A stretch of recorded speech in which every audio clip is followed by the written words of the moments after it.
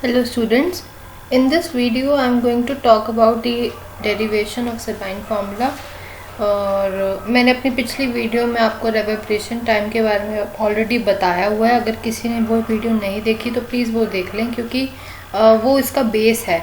अगर आपको थोड़ा अंडरस्टैंड होगा, आपको फैक्टर्स पता होंगे रेवर्बरेशन टाइम है क्या, किन फैक्टर्स पर डिपेंड करता है, तो ये आपको डेरिवेशन करने में और इजी हो जाएगा।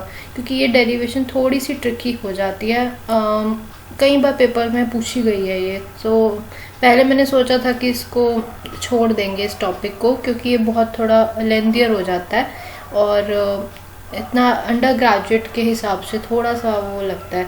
बट इट्स ओके कि अगर इसको अभी समझ लेंगे तो आप अपने एग्ज़ाम में आराम से कर पाएंगे, इसको लिख पाएंगे, कोई इतनी दिक्कत नहीं आएगी। ठीक है, बस आपको अंडरस्टैंड करने की ज़रूरत है। और मैं भी यही कोशिश करूँगी कि जो मेन चीज़ है उस पर जल्दी से जल्दी आऊँ। जो डेरिवेशन में जो चीज़ छोड़ी जा सकती है वो हम छोड़ के आगे चलेंगे। ठीक है, सो दैट कि जो मेन पार्ट है वो आपको अच्छे से समझ आ जाए कि इसमें हो क्या रहा है, किस चीज़ पे ये बेस्ड है और इसमें क्या क्या स्टेप्स करने हैं, हमें क्या चीज़ लेकर करनी है।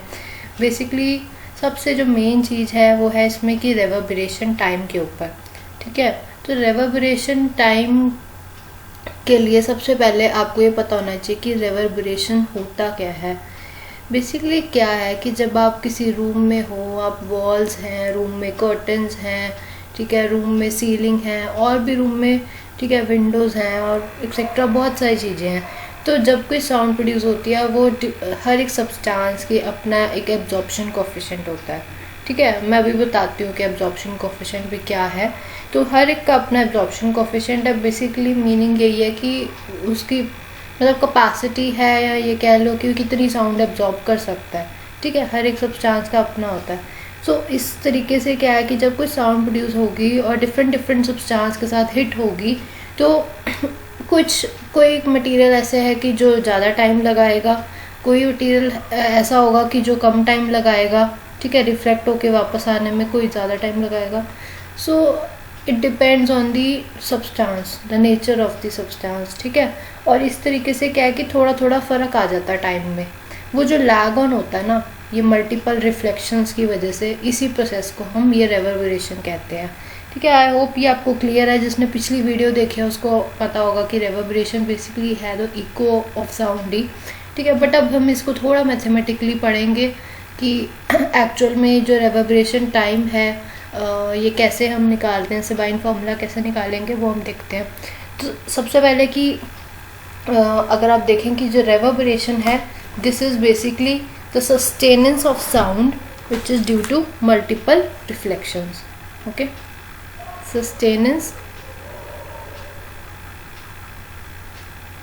of sound due to multiple reflections। और ये मेरी आपसे गुजारिश है कि आप ये वीडियो बिल्कुल एंड तक देखें, आपको पूरा टॉपिक तभी समझ आएगा ये कैसे करना है, नहीं तो आपको नहीं समझ में आएगा।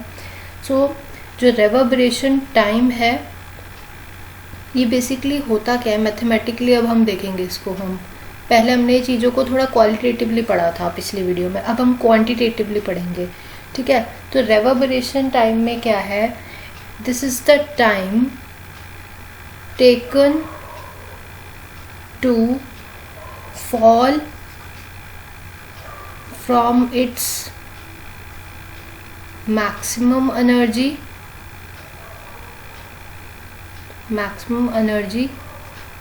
to 1/1,000,000 of its 1/1,000,000 of its 1,000,000 to its maximum energy। Okay,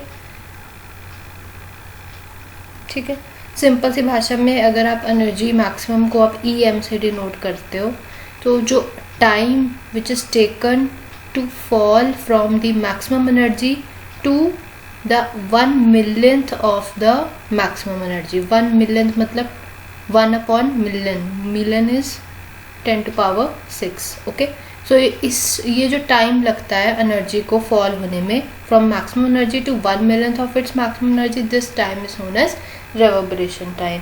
और ये जो बेसिकली ये जो एनर्जी लेवल होता है, this drops in this sound intensity level, जिसको आप बोलते हो ना लाउडनेस, ठीक है, इसमें जो साउंड इंटेंसिटी लेवल है इट ड्रॉप्स बाय 60 डेसिबल, ठीक है। ये आप लाउडनेस वाले रिलेशन से निकाल के भी देख सकते हो, 10 log I/I0, ठीक है। इससे आप निकाल के देख लोगे तो आपको आ जाएगा कि जो साउंड की जो इंटेंसिटी है वो 60 डेसिबल से ड्रॉप होती है। सो बेसिकली ये जो आपका सेवाइन फार्मूला ये किस प्रोसेस पे बेस्ड है? This is based on the growth and decay of sound, ठीक है। अब ये growth and decay of sound का मतलब क्या है? सबसे पहले आपको मैं ग्रोथ का बताती हूँ। ग्रोथ में क्या है कि let's imagine a source of sound, ठीक है। कोई हमने इमेजिन कर लेते हैं, फॉर एग्जांपल हम देखते हैं जैसे स्पीकर्स हैं, ठीक है, साउंड निकलती है स्पीकर्स में से, कुछ उसकी पावर होगी। पावर क्या होता है? एनर्जी पर यूनिट टाइम, है ना। तो जितनी उसकी एनर्जी पर यूनिट टाइम जो है वो एमिट हो रही है, that is the power. Suppose कर लेते हैं कि इसकी कुछ पावर है, इसको हम P बोल रहे हैं, this is the power of the sound source, ठीक है। अब ये जब हमने स्पीकर को ऑन किया ना तो क्या होगा, जो एनर्जी है वो बढ़ने लग जाएगी, है ना। एनर्जी पर यूनिट टाइम तो एनर्जी भी बढ़ेगी अगर पावर की बात करते हैं तो बेसिक क्या हो रहा है कि एनर्जी बढ़ेगी। और जब एक रूम के अंदर कई तरह के मटेरियल्स प्रेजेंट हैं, हर एक का अपना अपना एब्जॉर्प्शन कोफिशिएंट है। तो अब मैं बताती हूँ कि एब्जॉर्प्शन कोफिशिएंट होता क्या है। Absorption coefficient it is equal to the energy absorbed, ठीक है, by the surface. It is the ratio of the energy absorbed by the surface to the total energy which is falling on the surface, ठीक है। ये है कि अगर किसी surface पे कितनी एनर्जी फॉल हो रही है और कितनी एनर्जी एब्जॉर्ब हो रही है, उसकी जो रेशियो है उसको बोलते हैं एब्जॉर्प्शन कोफिशिएंट। तो जब पावर हमने ऑन की, ठीक है, सोर्स हमने जो है स्पीकर ऑन किया, तो क्या होता है कि कुछ साउंड जो है वो एब्जॉर्ब भी होती है डिफरेंट मटेरियल में, कुछ डिफरेंट साउंड एब्जॉर्ब करेगा हर मटेरियल अपना सरफेस जो है, ठीक है। तो बेसिकली क्या हो रहा है कि जो चेंज है एनर्जी में, यहाँ पे हम देख सकते हैं change in energy is taking place, और वो जो चेंज है उसको हम रिप्रेजेंट करते हैं dE/dt से, ठीक है। और ये जो चेंज है वो किसके इक्वल होगा, कि मतलब कितनी एनर्जी प्रोड्यूस हुई, that is the power of the source, है ना। वो क्या है, वो तो P है, ठीक है। अब कितनी कम हुई है, वो है कि कितनी एब्जॉर्ब हुई, जिसको हम लिख सकते हैं ई एब्जॉर्प्शन। तो ये बेसिकली हमारा जो चेंज इन एनर्जी वाला फॉर्मूला है, ये यहाँ पे हमने यूज़ करना है, ठीक है। सबसे पहली बात तो यही है। अब इसमें क्या होता है कि जैसे एब्जॉर्ब हो रही है साउंड, ठीक है, तो वो जो चेंज है ना, यहाँ पे कुछ एनर्जी घट गई। अब वो एनर्जी मैक्सिमम एनर्जी में फिर से दोबारा वो जो साउंड सोर्स प्रोड्यूस कर रहा है उसमें फिर से ऐड हो जाती है। वो लेफ्ट ऑन एनर्जी जो है, जो डिफरेंस है, this is left in the room, ठीक है। And this difference her second पे, एवरी सेकंड पे ये जो है ऐड होता जाता है साउंड एनर्जी पे जो ऑलरेडी प्रेजेंट है। तो इस तरीके से क्या है कि ग्रोथ जो है यहाँ पे साउंड की हम देख सकते हैं, ठीक है। P तो सोर्स था, बट यहाँ पे क्या हो रहा है, ये जो चेंज है ना, ये चेंज ही कंट्रीब्यूट कर रहा है to the increase of energy. This left of energy, ठीक है, it keeps on moving in the room itself, and every second it gets on adding and it adds up to the power of the source. और ये जो है हमारी energy बढ़ती जाती है, ठीक है। अब ये कब तक बढ़ेगी, ठीक है। तो ये हो गया आपका ग्रोथ। अब अगर मान लो मैं इसी क्वेश्चन में, अब आपको ग्रोथ का बताया ना मैंने, मैं आपको इसी में डिके का बताती हूँ। डिके का मतलब क्या होता है कि डिक्रीज होना, जैसे वर्ड से भी समझ आ रहा है। इसमें क्या है कि मान लेते हैं हमने कि जो पावर सोर्स है उसको हमने ऑफ कर दिया, तो पावर उसकी ज़ीरो हो जाएगी। अगर किसी चीज़ की पावर ज़ीरो, हमने ये फैक्टर ज़ीरो कर दिया, तो हमारे पास इक्वेशन क्या बनेगी, dE/dt is equal to -E absorption. मतलब कि जो आपका जो एनर्जी का जो चेंज है, दिस इज़ डिक्रीजिंग। यहाँ पे अब आपके पास माइनस साइन जो आ रहा है ये शो कर रहा है कि एनर्जी डिक्रीज़ हो रही है। एनर्जी डिक्रीज़ होती है जब आपने पावर सोर्स को बंद कर दिया, ठीक है। तो इस तरीके से आप growth and decay of sound जो है दोनों देख सकते हैं कि फॉर द टाइम जब साउंड एनर्जी मैक्सिमम इंक्रीज़ कर जाएगा, बट एक पॉइंट पे आके अपनी मैक्सिमम एनर्जी आएगी उसकी, जिसको हम ई मैक्स से रिप्रेजेंट करते हैं, ठीक है। और ऐसे अगर मैं स्विच ऑफ कर दूंगी तो वो रूम में जो एनर्जी है वो सारी अब एब्जॉर्ब होने लग जाएगी, क्योंकि पावर सोर्स तो बंद हो गया, जो साउंड थी वो अब एब्जॉर्ब होने लग जाएगी, ठीक है। और धीरे धीरे धीरे साउंड जो है वो डिक्रीज होके ज़ीरो हो जाएगी। So this decrease in the energy takes place due to absorption of sound, right. So इसको आप कह सकते हो कि जो ये रेवर्बरेशन टाइम है ये होगा कि आपकी मैक्सिमम एनर्जी से कितना टाइम लग रहा है मैक्सिमम एनर्जी से 10 to power 6 of the maximum energy पे आने में। This is the reverberation time, okay. अब इसमें अब आपने जो हम चेंज की बात कर रहे हैं ना, तो यहाँ पे एक टर्म आता है जो हम यूज़ करेंगे, वो है एनर्जी डेंसिटी का, ठीक है।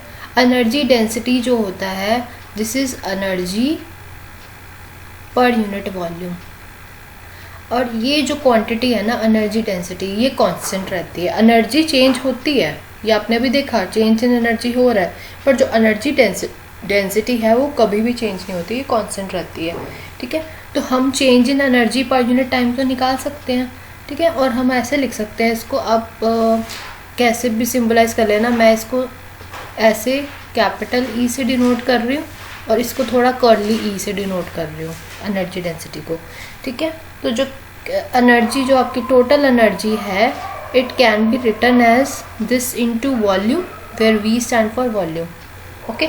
सो we can write the change in energy per unit time. Per unit time change in energy क्या होगा, that will be D E total by D T and it will be equal to, इसको अगर आप product rule लगाओगे यहाँ पे differentiation में तो ये क्या बनेगा आपका V D E by D T, okay, plus E D V by D T. अब यहाँ पे जो v है वॉल्यूम है, वॉल्यूम ऑफ द रूम जो है वो चेंज नहीं होगा। D V by D T क्या होगा आपके पास, ये आएगा 0।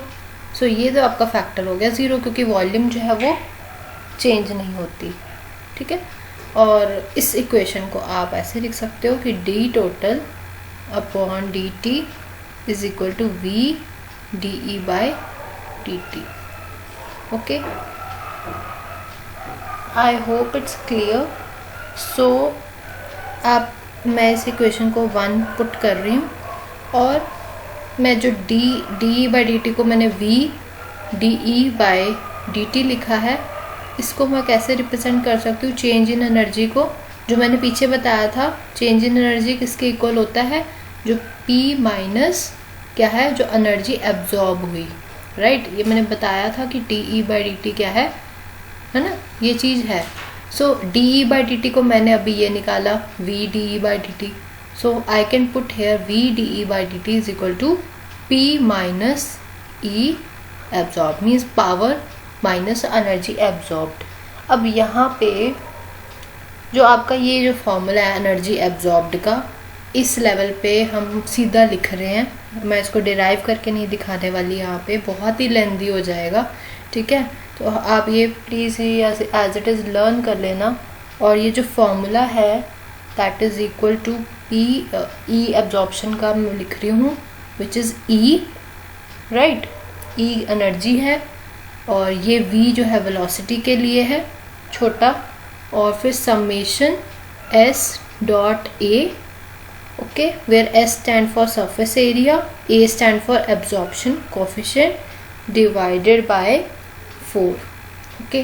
प्लीज़ आप ये जो फॉर्मूला है ये ई एब्जॉर्प्शन का, ये एक आपको याद रखना पड़ेगा यहाँ पे, क्योंकि अब हम इतनी लेंदी नहीं करने जा रहे हैं अपनी जो वो है, ठीक है। तो ये एक फॉर्मूला आप याद कर लेना। यहाँ पे जो ये v है ये वेलोसिटी है ठीक है। एस ये जो हमने समेशन में है ये एरिया के है, सरफेस एरिया, ओके। और ये जो छोटा ए बनाया हुआ ये एब्जॉर्प्शन कोफिशिएंट के लिए है, ओके। कंफ्यूज होने की ज़रूरत नहीं है कि अल्फ़ा क्यों नहीं लिखा, पिछली वीडियो में मैंने अल्फ़ा से रिप्रेजेंट किया है, it doesn't matter, okay. So ये आपने याद रखना है। तो ये आपके पास V D E by D T जो है ये आ गया, ठीक है। अब for the sake of convenience कि आप इस चीज़ को मैंने अभी के लिए मैंने इसको ए पुट कर दिया, ए एरिया नहीं है बट मैंने जस्ट अपने लिए पुट कर दिया कि डेरिवेशन में थोड़ा इजी रखूँ, ठीक है। तो मैं इसको इस v को भी नीचे लेके आ सकती हूँ और ये मेरे पास ये इक्वेशन बन जाएगी p अपॉन v। अब ये v तो वॉल्यूम है, ये ध्यान रखना, ये कैपिटल V वॉल्यूम है, स्मॉल जो कर्ल दिखाया है ना यहाँ पे स्मॉल v में ये वेलोसिटी के लिए है।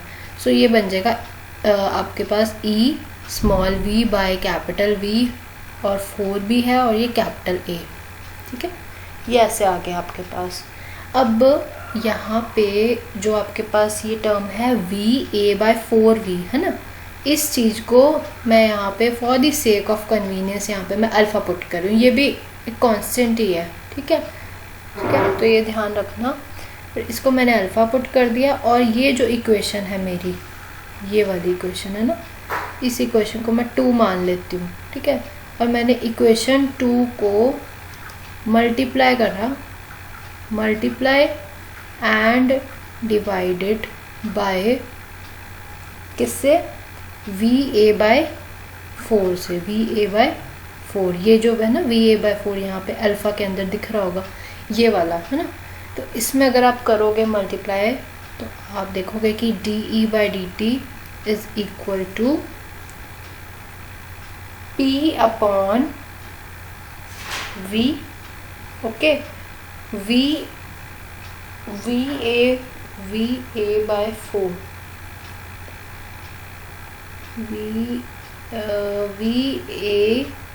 VA/4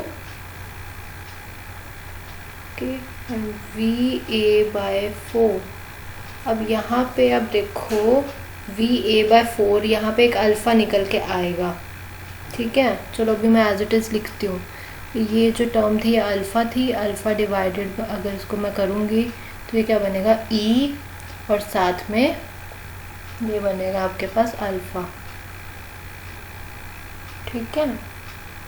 अब यहाँ पे ये जो टर्म है मैं इसको ऐसे लिख सकती हूँ P VA/4 है, ये मैंने VA/4V को अल्फ़ा लिखा था, ठीक है। यहाँ पे इसको मैं अल्फ़ा पुट कर दूँगी तो ये बनेगा 4P डिवाइडेड बाय ये बनेगा VA, ठीक है। और साथ में ये अल्फ़ा मैंने इसको सब्स्टिट्यूट कर दिया माइनस E अल्फ़ा। ये प्लीज़ अगर आप एक बार खुद करोगे तो आपको इजीली समझ आ जाएगा। और ये जो इक्वेशन थी DE/dt थी, इस इक्वेशन को मैंने 3 पुट कर दिया, ओके। अब नेक्स्ट में यही इक्वेशन 3 को मैं रीअरेंज करके लिख देती हूँ दोबारा से, रीअरेंजिंग इक्वेशन 3। सो क्या बनेगा ये देखिए, ये माइनस वाली टर्म जो है मैं लेफ़्ट साइड पे लेके जाऊँगी, DE/dt plus E alpha is equal to ये बनेगा, ठीक है। तो ये बनेगा DE/dt plus E alpha is equal to 4P alpha divided by 4A, okay. Now ये इक्वेशन अपने 4 पुट कर देनी है and now multiply and divide this equation 4 by e to the power alpha t, okay. So जब आप ये करोगे तो यह बनेगा DE/dt, I am sorry just multiply करना है यहाँ पे, okay. So DE/dt e to power alpha t plus e to power e alpha e to power alpha t, then 4P alpha by VA e to the power alpha t। Now ये term है इसको आप एक में ही आप put कर लिख सकते हो ऐसे, क्योंकि यहाँ UV रूल लग रहा है, अगर आप इसको खोल के देखोगे तो, राइट। एक बार इसकी डिफ्रेंसिएशन हो रही है, दूसरी बार इसकी हो रही है। इसको आप ऐसे सिंप्लीफाई लिख सकते हो, और यहाँ पे आपके पास यही टर्म एज इट इज़ है 4p/VA alpha e to the power alpha t.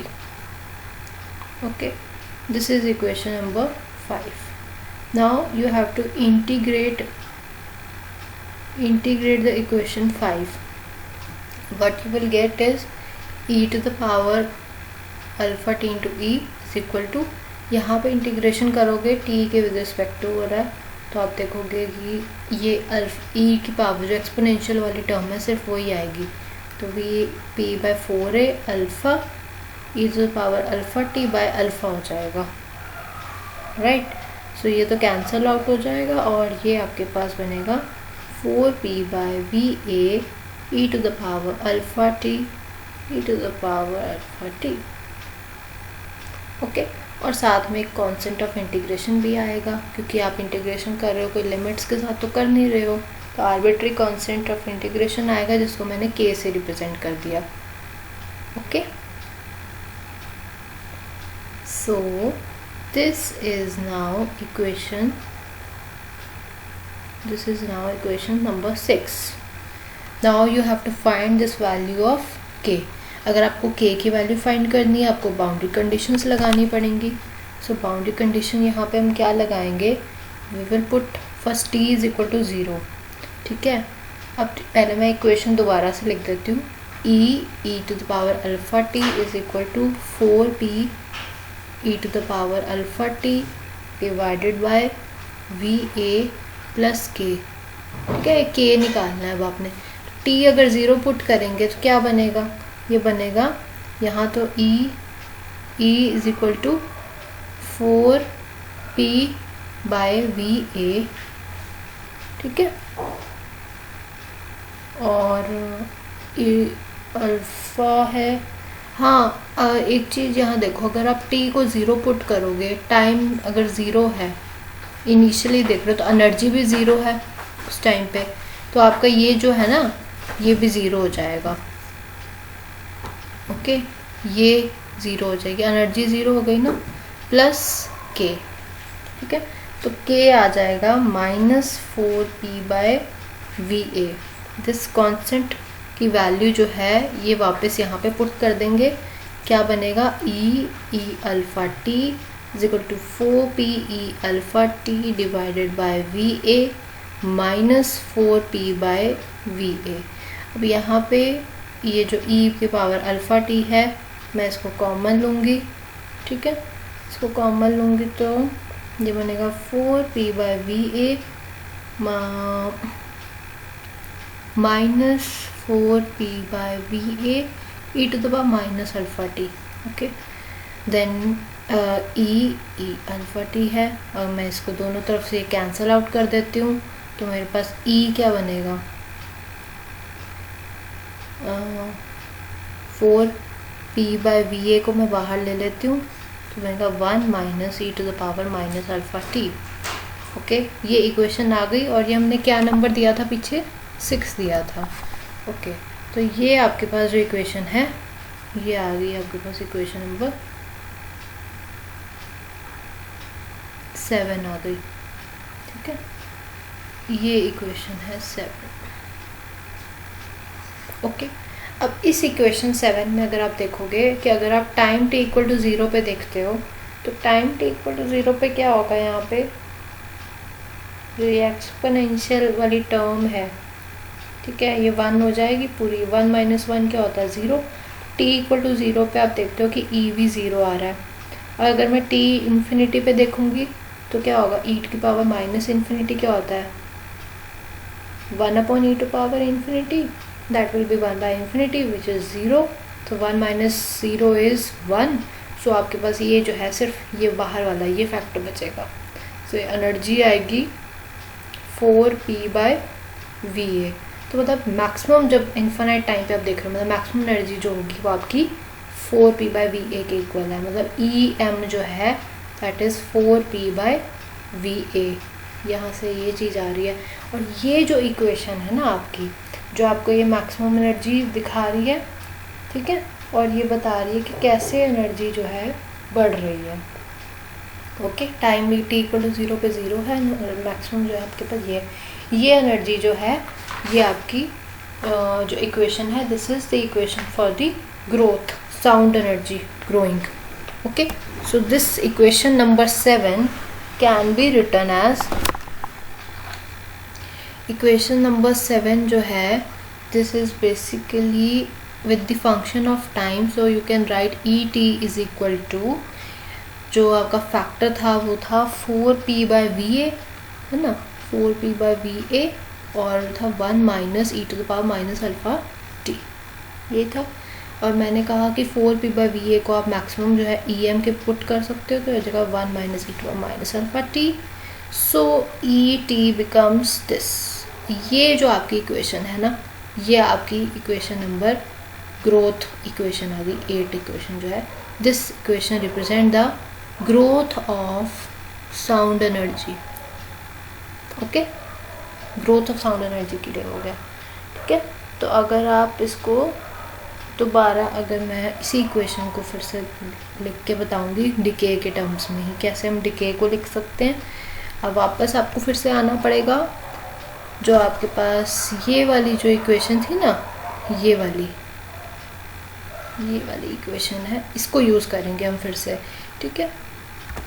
सो ये बनेगी आपकी E⁻t is equal to 4p/va, ठीक है। यहाँ पे भी वही फैक्टर है E⁻t, और फिर था वही फैक्टर एज इट इज़, ये था आपके पास। अब जब आप डिके की बात करोगे तो डिके में क्या होता है कि पावर सोर्स हम ऑफ कर देते हैं, P 0 हो जाता है।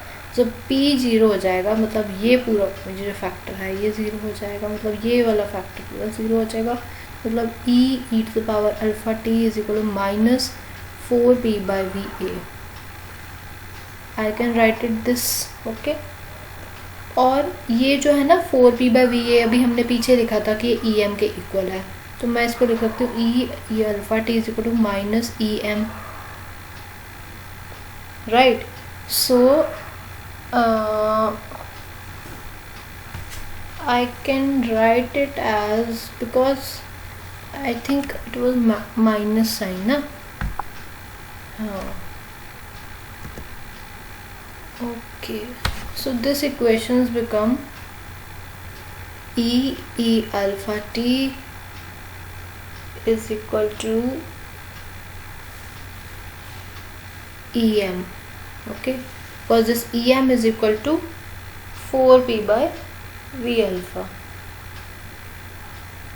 okay. Now simply you can write E is equal to em e⁻−α_t. This equation is the decay equation, okay. You can number it as 9, and this 9 equation represent the decay of sound energy, decay of sound, okay. अब यहाँ पे अगर आप देखो कि T0 अगर मैं डालती हूँ तो क्या होगा, मैक्सिमम एनर्जी आएगी। T इक्वल टू 0 पे जो E है वो em के इक्वल आएगा, और अगर मैं T इन्फिनिटी पुट कर दूंगी तो E क्या हो जाएगा, 0 हो जाएगा, ठीक है। अगर मैं T को इन्फिनिटी पुट करूँगी तो E हो जाएगा 0, राइट। सो इससे आप ग्राफ बना सकते हो which is representing the growth and the decay of sound. जैसे यहाँ पे आप इसको मैक्सिमम एनर्जी दिखाएंगे, ठीक है, और ये जो है आपका यूँ इस तरीके से जो है कर्व बनेगा, ये इंक्रीजिंग हो रहा है, और फाइनली एक पॉइंट के बाद जो आपकी वैल्यू है ये फिर एक्सपोनेंशियली डिक्रीज हो गई है, ओके। सो इस टाइम को आप t लिख सकते हो, ठीक है। और ये आपका ये जो रिप्रेजेंट कर रहा है ये ग्रोथ को रिप्रेजेंट कर रहा है, ये आप डिके को रिप्रेजेंट कर रहा है, डिके ऑफ साउंड को, ठीक है। यहाँ पे जो सोर्स है ये ऑन किया गया था, इनिशियली ऑन किया सोर्स, एनर्जी बढ़ी, मैक्सिमम एनर्जी पे पहुँची, और फिर जब आप ऑफ कर दोगे तो क्या होगा, एनर्जी डिक्रीज होने लग जाएगी। ठीक है। और रेवर्बरेशन टाइम की जो आपके जो मैंने फॉर्मूला बताया था वो क्या था कि ई जो है अपने मैक्सिमम एनर्जी के 1 मिलियंथ टाइम हो जाए। तो अगर हम यहाँ पे मैं मान लेती हूँ कि ये ई एम बाय 1 मिलियंथ है, ठीक है। तो इस पर्टिकुलर वैल्यू पे मुझे देखना है, तो ये जो होगा ना आपका ये जो टाइम है, ठीक है, इसको हम बोलते हैं T reverberation, because this is the maximum time, ठीक है। मैक्सिमम टाइम से जो इसको इस एनर्जी पे आने पे जो टाइम लग रहा है that is this much, okay. So this T reverberation is represented by this T reverberation, okay।